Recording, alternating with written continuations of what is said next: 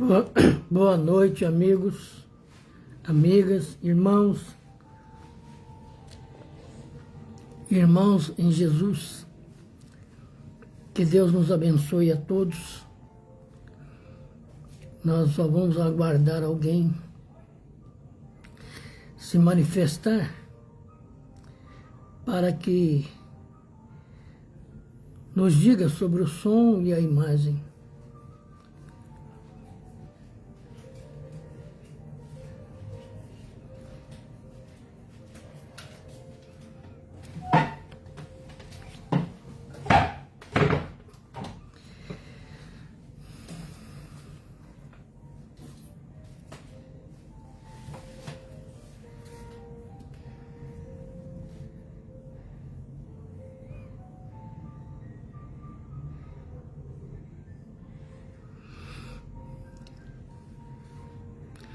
Boa noite, Mauro, tudo bem? Que bom que está tudo bem. Vamos então iniciar o nosso aprendizado por aqui, né?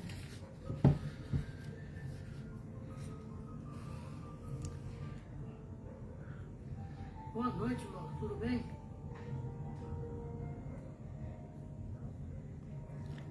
Vamos então à nossa oração inicial, pedindo a Jesus que nos ampare, que clareie os caminhos, que abra os horizontes. Pedir a Jesus que permita que espíritos amigos, tutores, orientadores, espíritos esclarecedores possam estar conosco nessa 1 hora de aprendizado, a fim de que possamos aproveitar ao máximo aquilo que Allan Kardec, Leon Denis, Gabriel Delany trouxe até nós, para que iniciássemos o aprendizado da teoria que vai nos levar à evolução. Pai nosso que estais nos céus, santificado seja o teu nome, venha a nós o teu reino e seja feita a tua vontade, assim na terra como nos céus. O pão nosso de cada dia dai-nos hoje, perdoa-nos, Pai, as nossas dívidas, em medidas iguais a que perdoarmos as dívidas do próximo. E não nos deixeis cair em tentação, mas livrai-nos de todo mal, porque teu é o reino, o poder e a glória por todos sempre. Assim, Jesus, agradecidos, nós damos por aberto o nosso aprendizado dessa noite. Que assim seja. Boa noite, Vanessa, minha filha, Sueli, Cossalter Amália, Mauro, que eu já falei, boa noite. Vamos trabalhar juntos, né? O nosso título de hoje é Mediunidade e Caráter, que nós encontramos no livro do Leon Denis, No Invisível, né? E em que ele nos fala dos transes e de incorporações. Eliseu Ribeiro e Jorge Carvalho, boa noite. Agora, observemos bem uma coisa, né, que é muito importante. Letícia, boa noite. O nosso histórico de mediunidade, ele começa assim que saímos do ventre da mamãe. Zezé Duarte, boa noite. Por que estamos colocando isso? Porque o preparo da nossa sensibilidade, das nossas tarefas, dos nossos aprendizados, se dá antes da reencarnação, ou seja, quando ainda estamos no mundo espiritual, né? Então, reencarnamos. Abrimos a boca a chorar aqui ao sair do ventre da mamãe, né? Ainda tomamos um tapa do médico e começa um novo ciclo de uma mesma existência. Aliás, Haroldo Dutra Dias disse uma coisa importante. De fato, nós temos uma vida só e muitas existências. Ou seja, existimos aqui no mundo material, existimos no mundo espiritual, existimos em outros mundos e a vida é única, né? Valdemária, boa noite. João Luiz, boa noite. Então, no arcabouço dos nossos preparos, né, de sensibilidade, de percepção, a estrutura sensorial, né, muita gente fica sabendo disso, inclusive os nossos desafetos, né? E quando aqui estamos, obviamente eles vêm nos visitar. Por isso que a criança, quando vem com a tarefa mediúnica definida, ela conversa com espíritos, ela tem medo, ela não sabe, não consegue dormir sozinha, ela tem sonhos os mais estranhos e até horríveis possível, porque faz parte dos efeitos da mediunidade. E porque ela não tem consciência disso ainda, né? Ela sofre e faz os pais sofrer. Na aula passada não foi possível acompanhar, mas assisti depois. Boa noite, João Luiz. Que Deus abençoe. Lourdes, Cristiane, Edna Lima, Miriam Antonieta, minha amiga, boa noite. Que Deus abençoe a todos nós. Então, nós viemos para cá. Aqui estamos e já de pronto. Assim, mal começamos a nos individualizar aqui e já sofremos influências espirituais. Os nossos amigos, os nossos desafetos, porque por não sermos perfeitos ainda, carregamos ainda no bojo da existência algum dos desafetos, né? E aí, como eu disse, a criança começa a ter algumas sensações, algumas percepções, algumas visões, audições, né? E se nós observarmos na história do Espiritismo, Chico Xavier passou por isso, né? Além de ter inimigos do ponto de vista espiritual, os tinha reencarnado como a madrasta dele. Divaldo Franco também, guardadas as devidas proporções, passa por esse processo. Quando criança, né, uma das postagens deles, e naquele livro Semeando Estrelas, tem lá algumas histórias dele, e ele mostra quando a avó dele vem falar com ele, e ele nem sabia da existência da avó, porque quando ele reencarna, a avó já tinha desencarnado, né? E aí, a mãe dele começa a duvidar que ele está vendo aquele espírito. A irmã, ou seja, a tia dele, começa a fazer perguntas e ele responde sobre os trajes dessa avó. Aí confirma-se que esse espírito é a avó dele e a mãe das duas, né? Mas o Divaldo, por exemplo, ficou sobre um processo obsessivo, só que não destrutivo e nem dominador, porque ele tinha toda uma estrutura de amparo, né? Nós vamos falar daqui um pouco sobre isso, Valdemária, sobre como o espírito chega no óvulo fecundado, né? Então, são essas condições que nós chegamos aqui. Dênia Crepaldi, boa noite. Já no arcabouço da mediunidade, sofrendo os efeitos dela. Por isso que nós colocamos o título do nosso estudo de hoje de mediunidade e caráter. Porque, por não sermos perfeitos, carregamos ainda no rol das nossas relações algumas inimizades, sim, entendeu? E que vão configurar os primeiros momentos mediúnicos da gente aqui na Terra, né?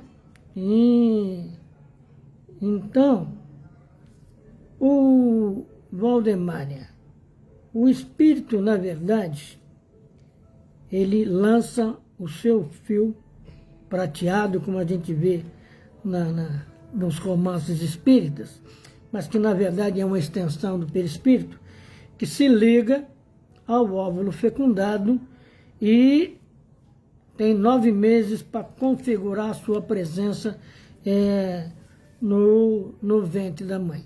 Você entendeu? Então, o momento exato nós não podemos medir, né? Porque cada gravidez tem um histórico, né? E, inclusive, tem as histórias dos estupros que dão uma sensação de tristeza e de indignação na gente, mas ali também o espírito se liga naquele óvulo fecundado, né? Então, que beleza, hein, Cossalta? Você ganhou um prêmio logo que chegou, né? Recebeu o nome de Amália da sua avó. Então, a criaturinha entra depois de passar os 9 meses na gestação, sai por essa terra aqui, já sofrendo os efeitos da sua sensibilidade mediúnica, né? Então, vejamos o que Leon Denis nos diz aqui no seu livro No Invisível.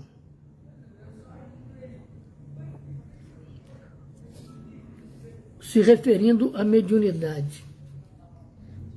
O estado de transe é esse grau de sono magnético que permite ao corpo fluídico exteriorizar-se, desprender-se do corpo carnal e a alma tornar a viver por um instante a sua vida livre e independente, né? A separação, todavia, nunca é completa. A separação absoluta seria a morte do corpo. Um laço invisível continua a prender a alma ao seu invólucro terrestre. Esse mesmo laço que é o laço que o espírito lança quando dos primeiros momentos de gestação, né? Se ligando no óvulo fecundado, né? Então, o que a gente pode depreender e desprender disso, né? Que quando o médium com uma tarefa ostensiva, ele vai passar por esse processo, né? De um sono magnético, né? Que pode ser natural, né? E pode ser provocado. Que assim seja, Valdemar, que Deus nos abençoe a todos. E aí, o espírito do médium, que está nesse sono magnetizado, ele se desprende do corpo, não é não se desprende totalmente, mas ele se afasta do corpo. E aí é de se perguntar, onde é que essa criatura fica? Isso até meu neto, há um tempo atrás, perguntou para mim. Onde é que você fica? Nós ficamos, consciente ou inconscientemente, em meio aos espíritos que trabalham conosco. Só que não nos é permitido trazer as informações desse encontro. Sabe? Porque, provavelmente, os presentes não estarão em condições de entender esse momento, né? Então,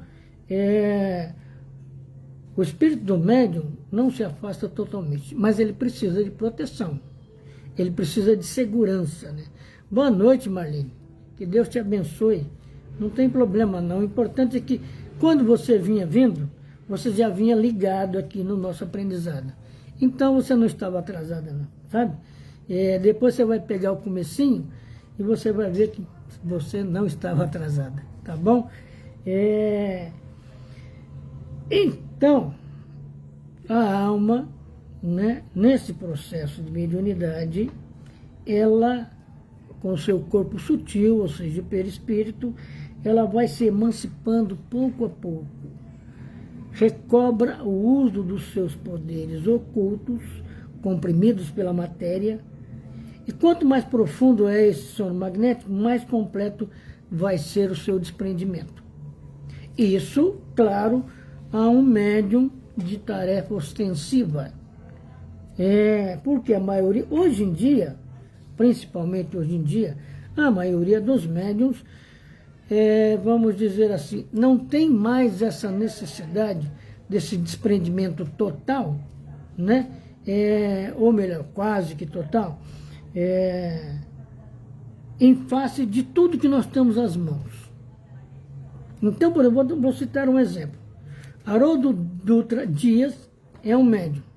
Ele é um orador e é médium. É médium, como é que se diz? De inspiração, de intuição, né? E, no entanto, até onde eu sei, ele não dá passividade a espíritos. Porque ser médium não é apenas, então, somente dar passividade a espíritos.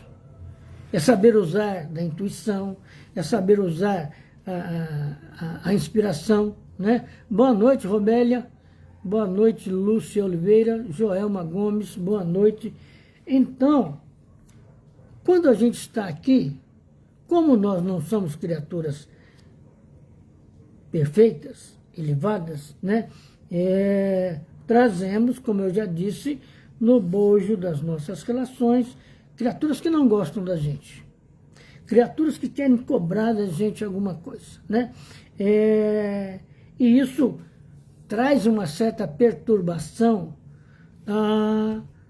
aos efeitos mediúnicos, até que a criaturinha ganhe maior consciência, né?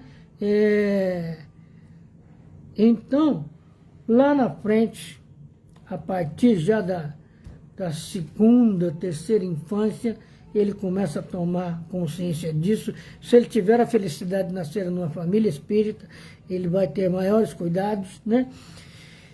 E vai aprender, porque os seus pais vão levá-lo a um centro espírita e ele vai participar da evangelização, ele vai participar no futuro da mocidade espírita e estará encaminhado, né, para entender por que essas coisas acontecem com ele.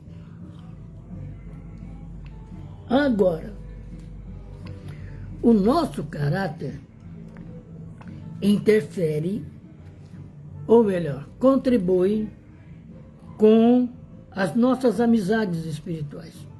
Sejam elas boas, sejam elas mescladas, sejam elas ruins.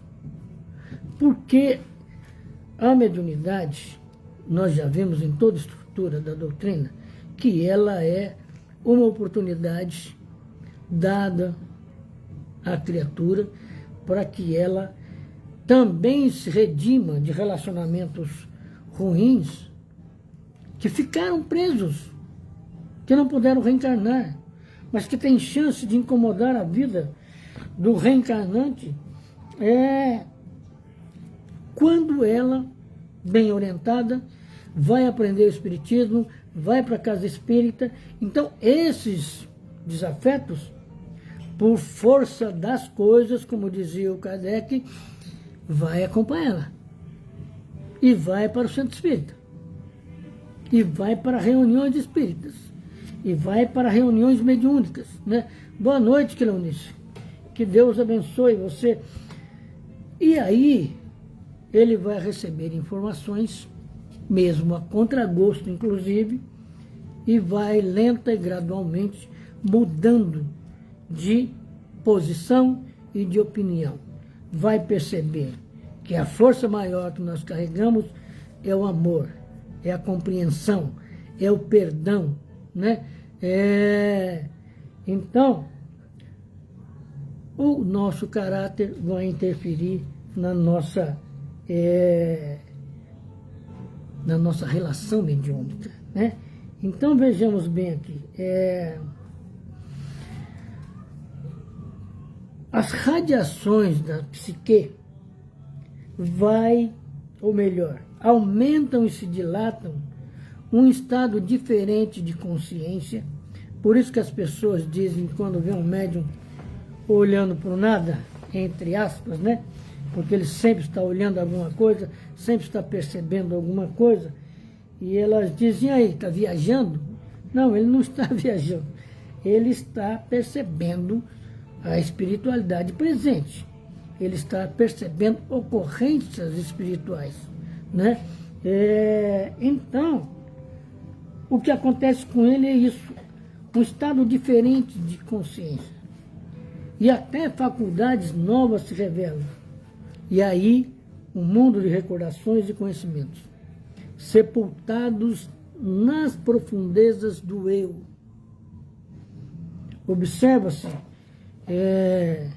que quando nós vamos desenvolvendo, educando, ampliando a nossa sensação, a nossa percepção mediúnica, também vamos descobrindo coisas, vamos percebendo coisas do nosso passado espiritual, de pessoas, de ancestrais, da vida desses ancestrais. Eu estou falando pelo menos ao nível aí de bisavós, né? E o que ocorreu com essas criaturas? Porque a vida dos nossos ancestrais, vamos dizer assim, foi abrir os caminhos para a gente.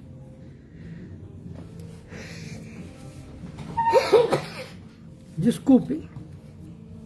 Aplanar os caminhos para que nós estivéssemos aqui hoje, no nosso caso aqui, na quinta cidade do mundo, que é São Paulo, né? E olha a importância de estar aqui. Você está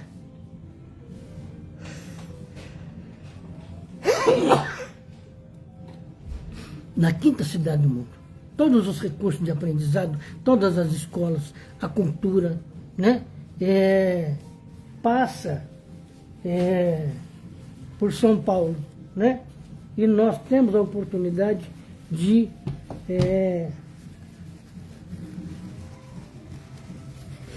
termos acesso a isso. Hoje, nós temos toda a internet, um tal de Pai Google de Aruanda, né? Que nos mostra todo o conhecimento que nós quisermos, né? Boa noite. Muito obrigado, Cristiano. Muito obrigado, Cossalter, pelo desejo de saúde também. Então, nós já nascemos de cara com a luz do conhecimento humano. Se tivermos a felicidade, obrigado, Joelma, de nascermos numa família espírita, o caminho já está pronto para a gente caminhar, né? E nós podemos dizer até que já não se engatinha mais, já chega caminhando, né? Boa noite, Ovena Marinho. Não precisa se desculpar, não, minha irmã. Que Deus abençoe. Boa noite, Carlos Eduardo. Nós já chegamos aqui caminhando, porque as ocorrências mediúnicas virão, né? Nós vamos passar por uns que a gente chama por aqui de aperreios, né? Que eu também passei. Mas depois tudo se equilibra. Quando a gente começa a aprender, começa a se interessar, começa a se envolver com o aprendizado, tudo vai se equilibrando. Aí aprendemos a lidar com a vida daqui, da Terra, e a vida do mundo espiritual. Pelo menos aquilo que está ligado ao nosso projeto de aprendizado, né? Entende? Então, nós vamos observar o que é importante para nós. Olha, presta atenção aqui. O médium pode, sob o império de uma vontade superior, reconstituir-se numa de suas passadas existências, revivê-la em todas as suas particularidades, com as atitudes, linguagens, os atributos que caracterizam essa existência. Então, tem uma discussão no movimento espírita até hoje, que Chico Xavier é Allan Kardec reencarnado, ou foi Allan Kardec reencarnado, né? E tem um livro, Jesus Amado, em que o próprio Chico diz que ele não é o Kardec, que o Kardec está lá, ele usa essa expressão, Kardec está lá e eu estou aqui, né? E ele conta que as últimas encarnações dele, ele foi mulher, que só essa encarnação ele veio como homem, né? Então, ele não poderia ser o Kardec reencarnado, de maneira nenhuma, né? E, nesse sentido, o Chico entrou nas suas vidas passadas, percebeu uma série de particularidades, né? Que foram importantes para ele, né? E o médium também. Basta que ele tenha essa condição ostensiva da mediunidade, né? Então, neste caso, a sua visão, a audição, a distância se produzem tanto mais claras e fiéis quanto mais completa é a exteriorização da alma. Porque o médium vai ver, vai ouvir, quando ele se desprende do corpo. Então, é preciso, claro, todo um trabalho estruturado de reunião, de estudo, para que essas coisas aconteçam, né? E também, sozinho lá na sua casa, né? Ele vai perceber essas coisas. Agora, nós não podemos ter medo. Principalmente porque aqui nesse mundão aqui, planeta Terra, cidade de São Paulo, né? Com todas as suas atividades e agruras, e coisas boas, e coisas estranhas, nós, na verdade, estamos numa cópia mal feita do mundo espiritual adjacente ao planeta Terra, né? Então, por exemplo, as condições de vida aqui, de pobreza, de riqueza, de trabalho, de desemprego, de estudo, de ignorância, tudo isso é um reflexo de nós mesmos no tempo e no espaço. Então, não há diferença. Se nós formos para o mundo espiritual e pudéssemos abrir as cortinas dos umbrais, nós vamos encontrar essas mesmas condições. É claro que vai ter ambientes mais difíceis, mais agressivos, como nós temos aqui. Dizer que nós não temos, querer fugir disso, nós temos facções. E o que são essas facções, senão uma parte do umbral reencarnada, né? E agora, o médium vai perceber essas coisas. Ele vai ter que aprender, por exemplo, que quando ele, num transe mediúnico, seja esse transe provocado ou natural, ele vai abrir espaço para transformar-se num instrumento de outro espírito. E aí, ele precisa conhecer, ele precisa saber quem é. Nos primeiros momentos, ele não vai saber, mas na medida em que se desenrolam pensamentos, intuições, inspirações, falas, ele vai descobrindo quem são essas criaturas, né? E, obviamente, os desafetos vão se manifestar de maneira diferente do que um espírito orientador, né?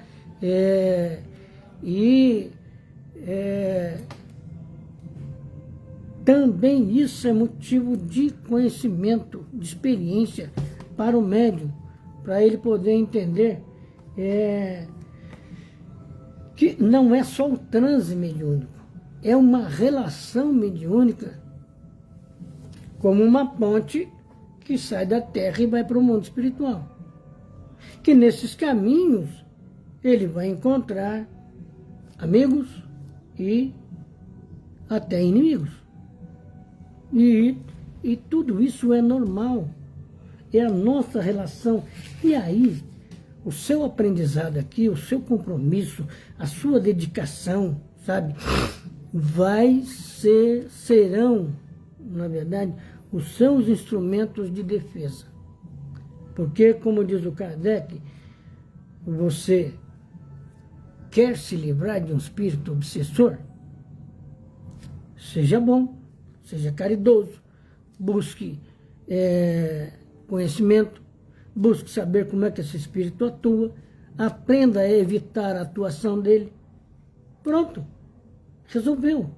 É como diz os espíritos superiores no livro dos espíritos. O que o homem pode fazer para resolver a sua evolução, resolver a sua problemática moral, espiritual? A partir do quê? E o espírito responde: a partir de um esforço insignificante. Não há, como disse o Kardec há um tempo atrás, Jesus não nos pediu para que a gente escalasse o Everest ou atravessasse o deserto. Ele pediu apenas que nós amássemos uns aos outros. Amar um ao outro significa solucionar desamizades, desamores, desencontros, ódios, obsessões. Apenas então somente porque está amando. Porque o amor envolve compreensão, sabedoria, né?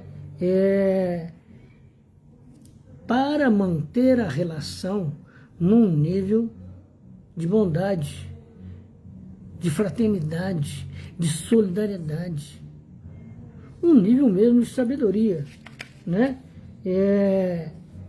Porque nós sabemos que amanhã nós vamos voltar para o mundo espiritual.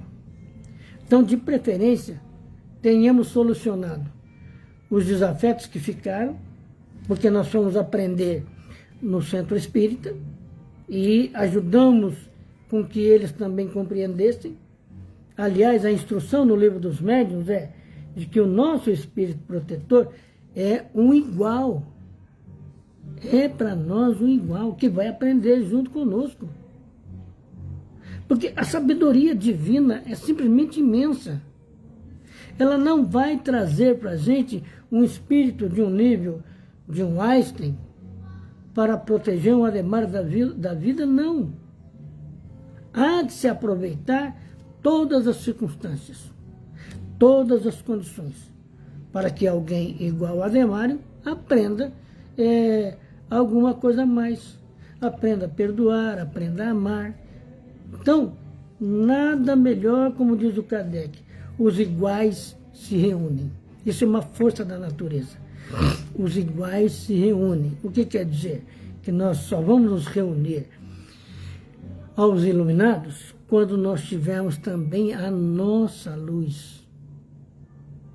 Porque não é uma lei da física. A luz não consegue caminhar no mesmo passo que a sombra. Aliás, a sombra não caminha no mesmo passo que a luz. A luz atravessa a sombra, mas o contrário é impossível. Porque se um jato de sombra mergulhar na luz, ele simplesmente se desfaz desde o início. Ele deixa de ser sombra. Já, ao contrário, a luz atravessa a sombra. Nós vemos imagens que são colocadas nos romances espíritas que, de repente, acendeu-se uma luz. E uma entidade se insinua, engrandece, surge e conversa com aquele espírito necessitado. E nas mais das vezes tira ele daquela situação horrível, feia, de sofrimento, de dor, né? Então, aí é que entra a questão do nosso caráter. Se os iguais se reúnem, ainda estamos reunidos com espíritos desarmonizados, vamos dizer assim. E que temos que trabalhar para que eles encontrem harmonia, né? Encontrem a sabedoria, né? Aliás, eu não sei se vocês já viram, eu vou contar para vocês aqui, essa questão da sabedoria, que outro dia me fez eu rir, pelo modo como a criatura colocou. Ele disse assim, olha, conhecimento é saber que o tomate é uma fruta. Sabedoria é não colocar o tomate na salada de fruta, sabe? Então, é uma coisa mais ou menos assim. Nós temos que saber a diferença entre conhecimento e sabedoria e sabermos que podemos ter muito conhecimento sem ser um sábio. Porque ser sábio é amar ao próximo como a si mesmo. Não há outro caminho, né? Por quê? Na nossa relação... Boa noite, Calor, tudo bem contigo?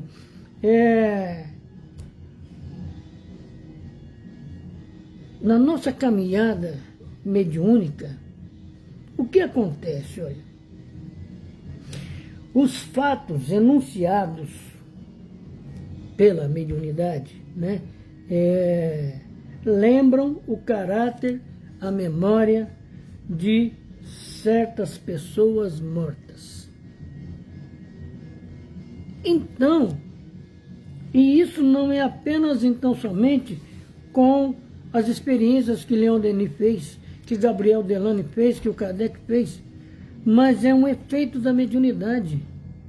Nós podemos trazer num transe mediúnico um tetravô, um pentavô, ou avó, que nós não conhecemos, ou pelo menos não lembramos, né? Mas a memória e o caráter dessa criatura, nós demos chance de vivificar naquele momento. Porque vai nos contar coisas, vai nos demonstrar coisas dentro do grupo espiritual que estamos ligados, que nos traga não apenas emoções, mas a visão do que significa o grupo espiritual que estamos vivendo, né? Porque um homem e uma mulher se juntam pelo casamento. De verdade, são duas famílias que se juntam nesse casamento. Aí eles trazem filhos. Esses filhos se casam, trazem netos. Os netos se casam, trazem bisnetos. E assim sucessivamente. Olha quanta gente a gente vai agregando em nossa vida.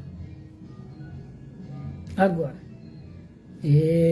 o nosso modo de ser, de pensar, de sentir, vai deixar algumas moedinhas de luz pelo caminho, ou vamos deixar desamores, desafetos, ou vamos ser, não vamos ser aceitos, não vamos ser amados. Depende de como nós estamos vivendo, né? E a mediunidade tem um papel fundamental. Eu costumo dizer que a mediunidade é o divã da imortalidade. Pensemos bem. A mediunidade é o divã da imortalidade. Porque nesse divã, nós somos alertados quanto ao que temos que fazer com os nossos desafetos, quanto ao que temos que aprender com os nossos amigos, com os nossos inspiradores, com os espíritos que nos trazem intuições, ou acendendo, desenvolvendo em nós a nossa própria intuição. E espíritos amigos vão nos ensinar a caminhar nesse mundo espiritual, sem sermos incomodados, inclusive por esses desafetos. É claro, o seu comportamento aqui na Terra. Porque nós não podemos ser bons dentro do centro espírita e sermos maus na rua, dentro de casa, para os nossos parentes. Não. Porque nós sabemos, né, que os nossos parentes são espíritos com os quais convivemos ontem e que talvez não tenhamos resolvido muita coisa. Em 2001, papai me trouxe uma psicografia e ele disse uma coisa assim que até hoje não me sai da cabeça. Filho, olhe à sua volta. Talvez você veja coisas que você vai até desacreditar, que não vai compreender. Em relação aos parentes, aos amigos, ao grupo espiritual. Então, é um modo de nos mostrar as coisas. Para quando acontecer isso ou aquilo, em vez de acendermos o desamor, acendemos a compreensão. O amor ao próximo. Porque o amor ao próximo não é só porque o próximo nos ama. O amor ao próximo é principalmente quando o próximo não nos ama. É difícil, é difícil. Porque às vezes o próximo faz coisas que nos entristecem. Mas é nesse momento de tristeza que nós devemos levantar o amor. Sabe, agita o rio da sua existência. Muita lama ainda vai ser revolvida. Mas também nessa lama ainda tem peixes, ainda tem alimentos, ainda tem oportunidade de sobrevivência. Então, vamos trabalhar para que essa lama, ao invés de assentar-se novamente, que ela vá ser levada pelas águas do rio e que saiam do nosso destino, para que a gente possa evoluir. E a mediunidade é ferramenta de evolução. Ela não é ferramenta de vaidade. Nossa, eu dei passividade a Mozart, eu dei passividade a Einstein, a não sei quem. Não. A mediunidade é ferramenta de reconstrução, né? Nós lemos aqui no começo, se eu não me engano. Cadê?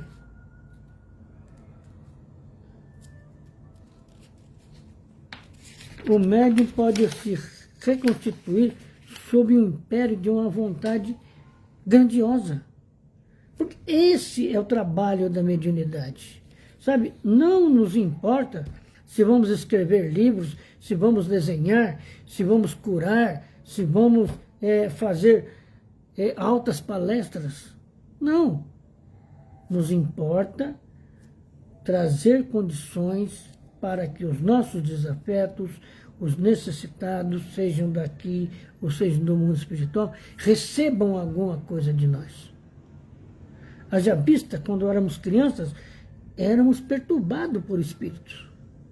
E hoje essas perturbações diminuíram, sabe, aí, vamos dizer assim, ao nível de 90%. Por quê? Por causa do aprendizado, do compromisso, por causa de uma série de coisas. Então, o nosso caráter configura a luz da nossa mediunidade. Observemos bem isso. O nosso caráter configura a luz da nossa mediunidade, né? Não é a mediunidade que vai revelar a nossa luz.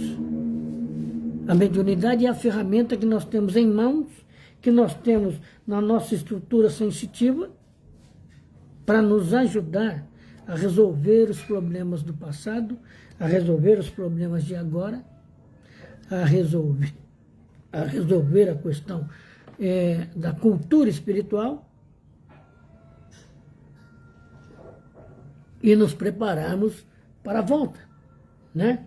Porque amanhã nós estaremos de volta ao mundo espiritual. E como nós queremos estar lá? Nós temos que pensar nisso. Não adianta ficarmos esperando que o papai, que a mamãe, que a vovó, que a vovô vai nos receber. Isso é o resultado do amor deles por nós. O que nós vamos apresentar a eles? Sabe? Nós temos que pensar nisso. Nós temos que levar alguma coisa de nós. Se nós vamos deixar o corpo, a casa, o carro, enfim, tudo que nós conquistamos aqui, as roupas, qual é a construção espiritual que estamos fazendo?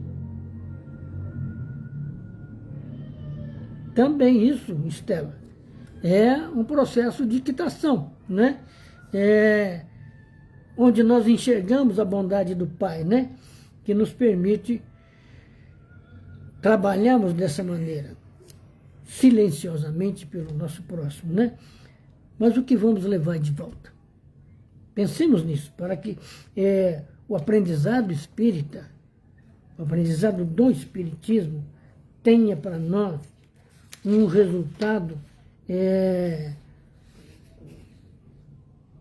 muito bom, um resultado de qualidade, para que a gente possa voltar ao mundo espiritual e ficar frente a frente com o nosso protetor, sem constrangimento, sem medo, sabe? Eu me lembro, eu acho que até contei para vocês aqui no livro Sono dos Hibiscos, né? Aquela artista, porque era uma criadora de arte, ela fica presa pelo coma, e quando ela consegue sair do corpo, ela fica pedindo a presença do espírito protetor dela. Então, espiritualmente ela está lúcida, mas o corpo está em coma. E aí o espírito vem conversar com ela, ela olha para ele e fala assim, mas cadê o meu espírito protetor? Ele fala assim para ela, sou eu. Ele falou, caramba, você é tão feio, eu esperava outro. Como se a beleza resolvesse alguma coisa, né? E a beleza que nós enxergamos aqui, ela é extremamente restrita, de tempo e distância extremamente curtos. Observa quando nós nascemos, né? Em muitos casos, nossa, que criança bonita. Quando chega na adolescência, nossa, você ficou um mocinho ou uma mocinha muito bonita, né? Até a maturidade continua bonita. Quando a velhice vem nos abraçando, começa a se transformar a nossa fisionomia, né? E aí, às vezes, ficamos até feios. Então, a beleza é curta, de curto tempo.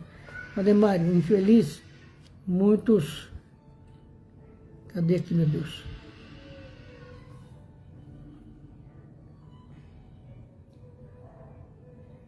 Muitos permeará ferramenta antes de reencarnar, mas poucos a usam com sabedoria, disciplina e dedicação. Sim, Estela, infelizmente é assim, né? Mas nós precisamos considerar também que ainda estamos num mundo de prova e expiação, condicionados por uma religião de negociatas. Eu faço isso, olha, eu vou à igreja, eu pago indulgência, eu pago dízimo e estou livre disso ou daquilo. Quando, na verdade, ninguém presta atenção no seu processo de evolução, né? E é só a evolução que vai nos permitir viver melhor no mundo espiritual, né? Nós já vimos casos de espíritos que, inclusive, foram dirigentes por aqui, que tinham bastante conhecimentos, que chega no mundo espiritual, dá de cara com o umbral e não sabe sair do umbral. E encontra com espíritos, eu vi um caso desse outro dia, encontra com espíritos que parecem espíritos do mal, vestidos com roupas escuras e tal, e demonstrando a esse desencarnado os erros que ele cometeu.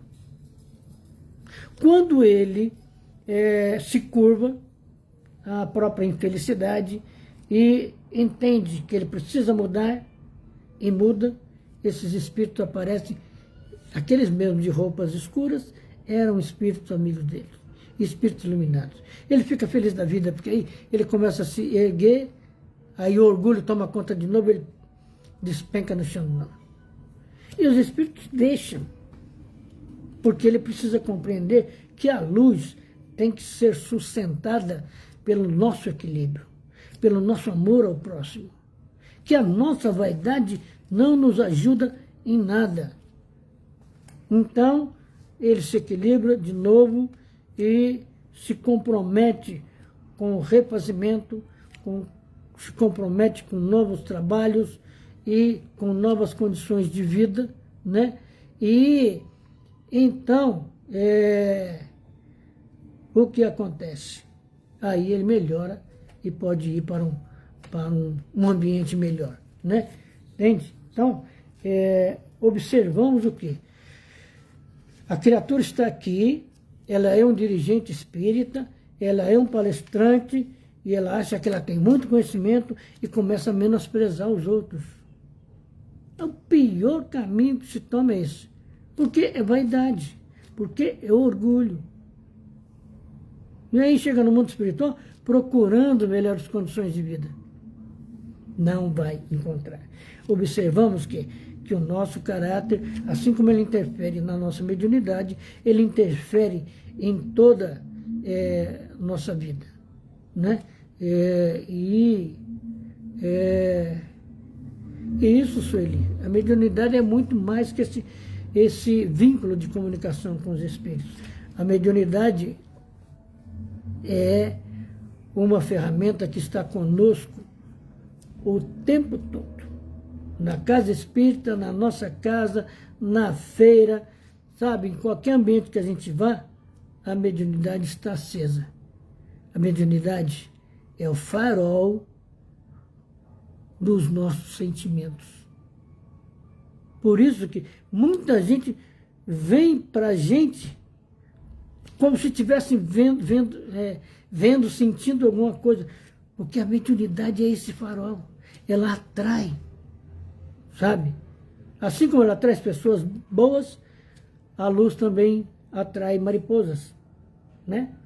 Então, a mediunidade é fantástica, né? Você tem medo de espírito, Marlene? A deformidade, caso ele apareça, é o fato dele ter desencarnado daquele jeito. Somente isso. Mas ele, enquanto espírito, não está deformado. Você entende? Se a criatura desencarnou por um atropelamento, né?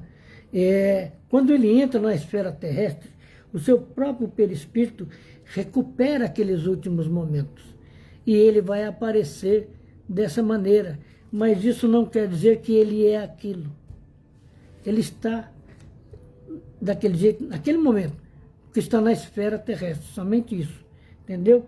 E aí, voltando, né, à questão da mediunidade, né, nós vamos perceber uma coisa fundamental aqui que nos diz Leon Denis. O estado de harmonia entre as faculdades do espírito e as do médium raramente existe. O desenvolvimento dos cérebros não é idêntico e as manifestações são, por isso, contrariadas. É nesse sentido que o próprio Leon Denis coloca que um espírito mediano, o pensamento dele vibra a 1.500 unidades por segundo. A de um encarnado, quando chega a 500 vibrações por segundo, já é excelente. Mas falta 1.000 para alcançar o espírito. Então, para que essa harmonia aconteça, o espírito tem que reduzir, o médium tem que subir. Aí há um estado de harmonia. A mediunidade é isso, sabe? Eu quero amor, eu tenho que subir para o amor. sabe? O Espírito que já tem esse amor, ele desce para enlaçar a gente, para abraçar a gente. Mas esse abraço exige de nós compromisso, trabalho, né? Para que a gente entenda que o mundo espiritual, Marlene, ele é tão igual ao nosso aqui. Aqui nós vemos pessoas por aí, pelo mundão afora aí, que, Nossa Senhora, bota medo em tudo. Pela maldade, pelas más intenções, sabe? E nós não podemos ter medo dos espíritos, porque os espíritos são seres humanos que saíram do corpo. Somente isso, minha querida. Que Deus abençoe a todos, que abençoe a todos nós, que possamos encerrar esse aprendizado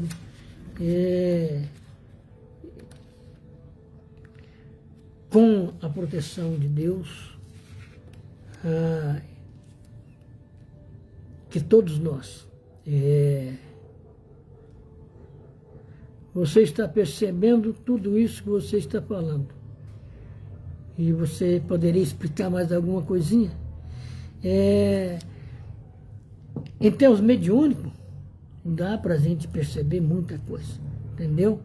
Agora, é saber utilizar isso, sabe? Utilizar a bem do próximo, para que o próximo viva melhor, para que o próximo entenda melhor.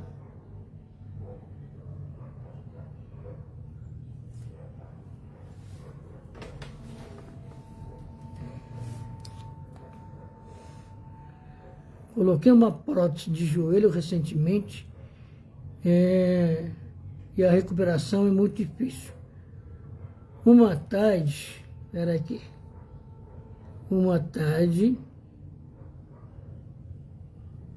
cadê você?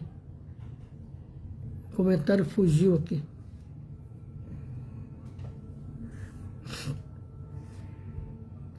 Uma tarde disse para meu marido, vou deitar lá no quarto e adormeci. Daí vi um homem bem vestido me olhando com os braços cruzados. Daí meu marido abriu a porta e eu disse para ele, tinha um homem aqui me olhando. A sensação é ótima. Tá vendo? Provavelmente você teve uma sensação de melhora no seu joelho também, porque ele está te olhando para ver a sua capacidade de resistência. Resistência à harmonia, ao bem-estar, ao equilíbrio. Que Deus te ajude sempre nesse caminhar aí, tá? Eu vou ver os 4 comentários depois, tá bom?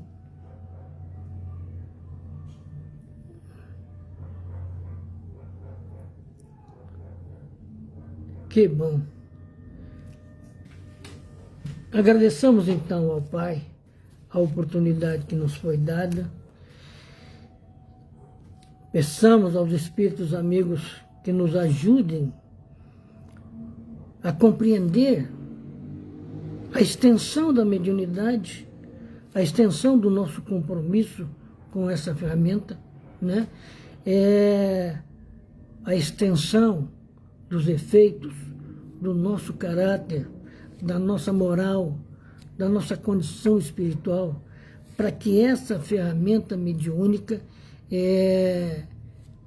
possa nos ajudar e ajudar ao próximo.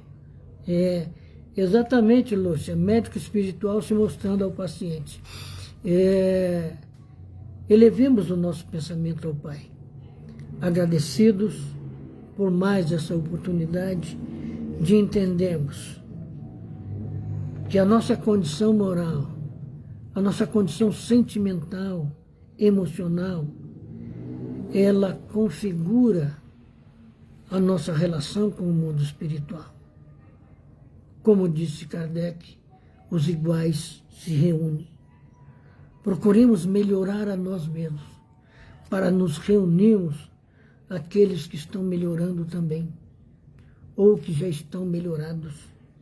Que Deus nos abençoe nesse desiderato, nesta finalidade, que a nossa prece de encerramento possa alcançar toda a humanidade. Onde quer que esteja uma dor, onde quer que esteja um lamento, que os efeitos do nosso amor possam alcançar todo e qualquer necessitado. Pai nosso que estás nos céus, santificado seja o teu nome. Venha a nós o teu reino e seja feita a tua vontade, assim na terra como nos céus. O pão nosso de cada dia nos dai hoje.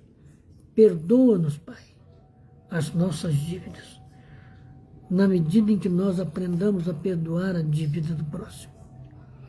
E não nos deixeis cair em tentação, mas livrai-nos de todo mal, porque teu é o reino, o poder e a glória por todo sempre. E assim, Jesus, agradecidos a vós, agradecidos a Deus e aos Espíritos amigos, nós encerramos o nosso aprendizado da noite. Que assim seja.